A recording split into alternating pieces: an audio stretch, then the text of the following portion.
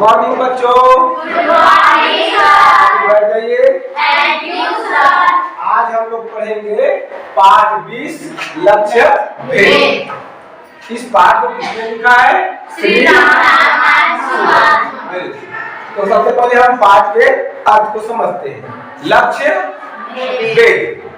लक्ष्य भेद। लक्ष्य मतलब क्या होता है? निशाना। निशाना।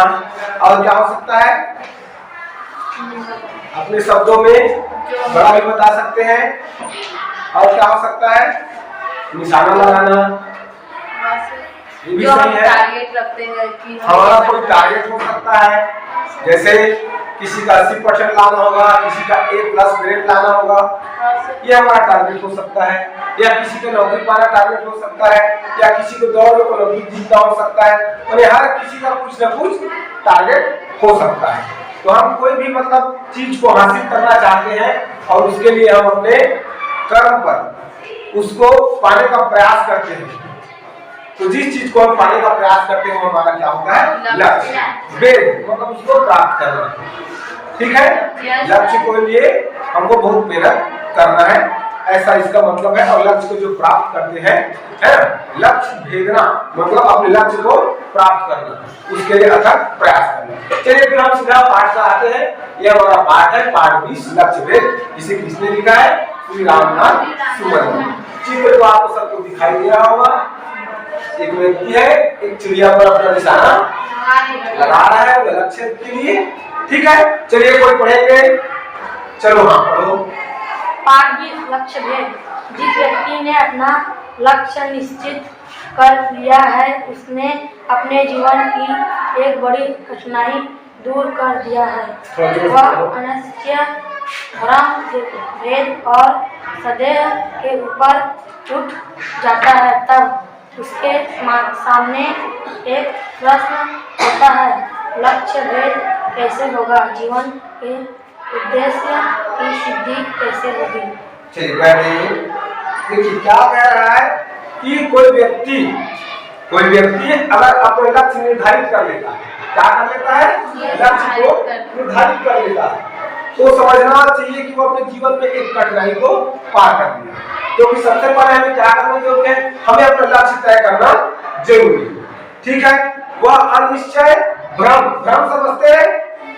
भ्रम, जैसे भ्रम कैसे समझ सकते हैं? भ्रम को यहाँ पे एक शब्द आया है भ्रम, भेद और संदेह। भ्रम को हम कैसे समझेंगे?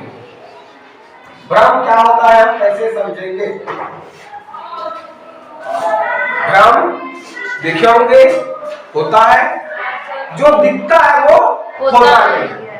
जैसे अगर हम पक्की रोड पर चलते हैं, अच्छा सा धूप रहता है तो रोड चमकते रहता है, जैसे पानी होगा। जैसे रेगिस्तान में चलते हैं तो दूर में पानी जैसा दिखाई देता है। ये हमारा क्या होता है? भ्रम होता है।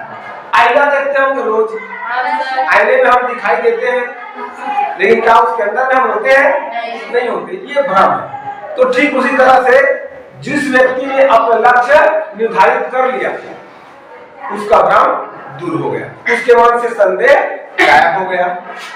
ठीक है। उसने पहली कठिनाई को इस तरह पार कर ली। ठीक है। और उसका जीवन क्या हो गया?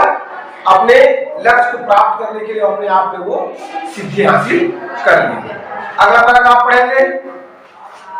चलो। संसार में मनुष्यों को ब्रह्मांड पुरुष ने लक्ष्य भेद के अनेक उपाय बताए हैं, पर जीवन में सफलता का लक्ष्य भेद का एक मंत्र है जो कभी निरर्थक नहीं हुआ। हमारे कोश में एक छोटा सा शब्द है सूक्ष्मता। यह छोटा सा शब्द ही जीवन में लक्ष्य भेद या कार्य सिद्धि का मूल मंत्र है। तो संसार में मनुष्यों, एक नया शब्द क्या है हमारे पास?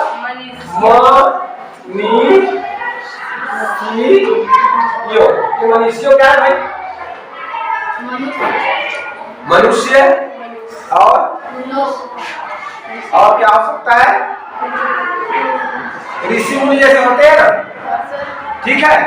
ठीक ऐसे ही हमको समझना है कि मनुष्यों जो संसार में जो कुछ हासिल कर चुके हैं, जो हमें ज्ञान दे रहे हैं, ऐसे लोगों ने बताया है। क्या बताया है कि लक्ष्य को भेद करना एक मंत्र के समान है। किसके समान है? मंत्र के समान है। और उसके लिए उन्होंने बहुत सारे उपाय बताए हैं। इसमें एक नया चीज आया है, नया शब्द निरर्थक।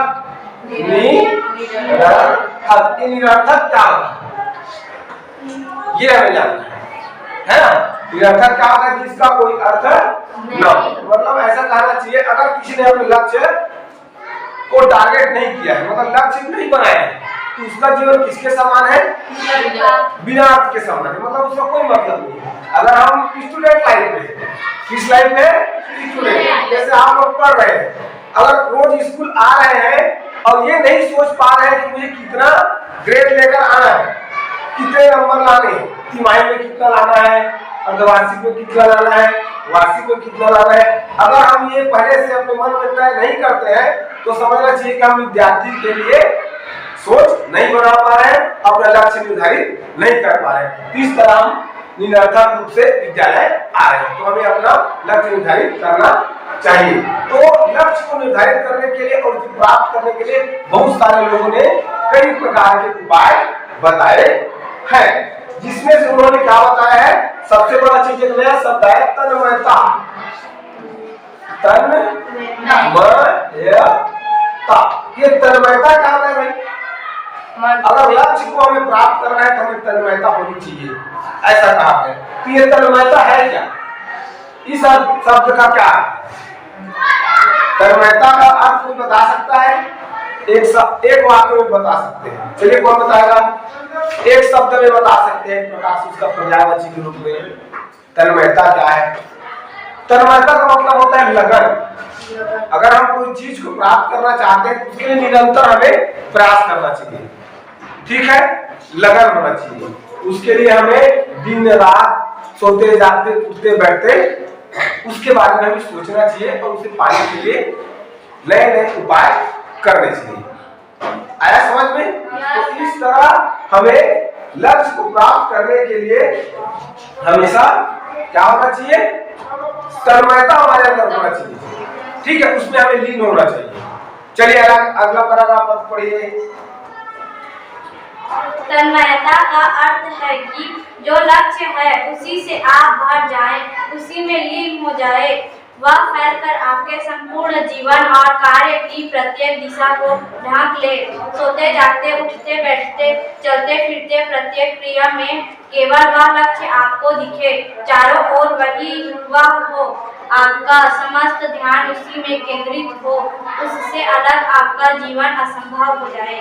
ठीक, अभी मैंने जो तन्मयता का अर्थ बताया उसी को उसने विस्तार से समझाया है। क्या बताया है कि अगर हम कोई भी लक्ष्य को प्राप्त करना चाहते हैं तो हमें उसके अंदर तन्मयता होनी चाहिए।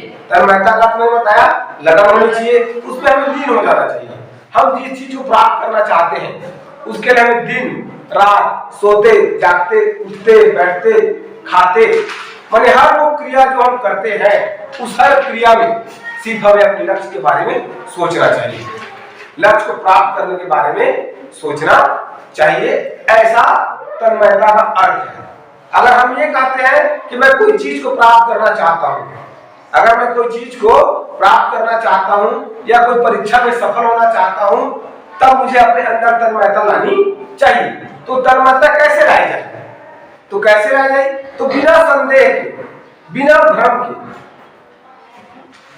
हमें हर पल अपने जीवन का हर क्षण, उसने बोला सोते जागते उठते बैठते खाते नहाते धोते चलते फिरते हर समय अपने लक्ष्य के बारे में हमें सोचना चाहिए, तब जाके हमें उसकी प्राप्ति होगी। उसके अलावा दूसरा हमें सोचना ही नहीं है। इसका मतलब होता है तन्मयता। राइट? तन्मयता सबको समझ में आया? चलिए, अगर उसके अलावा हम दूसरा सोचते हैं तो समझिए तन्मयता नहीं है, ठीक है?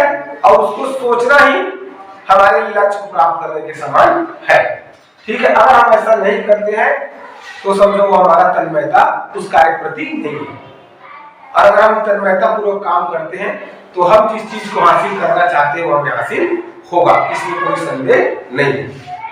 ठीक है, और असंभव भी नहीं है। चलिए अगला पैराग्राफ पढ़ेंगे। इस तन्मयता की बात करते हुए इतिहास की दो घटनाएं याद आ रही है। पहली घटना महाभारत काल की है। आचार्य द्रोण राजकुमारों को बाण विद्या सिखा रहे थे। समय पर शिक्षा समाप्त हुई और राजकुमार आचार्य के समीप परीक्षा के लिए एकत्र हुए। आचार्य उन्हें एक वनस्थली में ले गए। एक वृक्ष के ऊपर बैठी चिड़िया की आंखों की पुतली के लक्ष्य भेद का निश्चय हुआ। आचार्य ने सबको निशाना ठीक करने को कहा और तब एक छोटा सा प्रश्न किया, तुम्हें क्या दिखाई देता है? चलिए ठीक बैठे। अब तन्मयता की बात अगर हम करते हैं तो तन्मयता तो सबको समझ में आ गया है। अब अगला पैराग्राफ में उसको एक उदाहरण के रूप में समझाया जा रहा है कि इस तन्मयता को किसने पालन किया। तो इसमें दो प्रकार के उदाहरण बताए जा रहे हैं इतिहास काल में। एक काल बताया जा रहा है महाभारत, नाम तो सुना होगा, धारावाहिक वगैरह भी टीवी वगैरह में चलता है। महाभारत को किसने लिखा था? वेद व्यास। किसने लिखा था? वेद व्यास। तो महाभारत काल की एक घटना का इसमें उल्लेख किया गया है कि उस समय आचार्य द्रोण, क्या नाम था? आचार्य द्रोण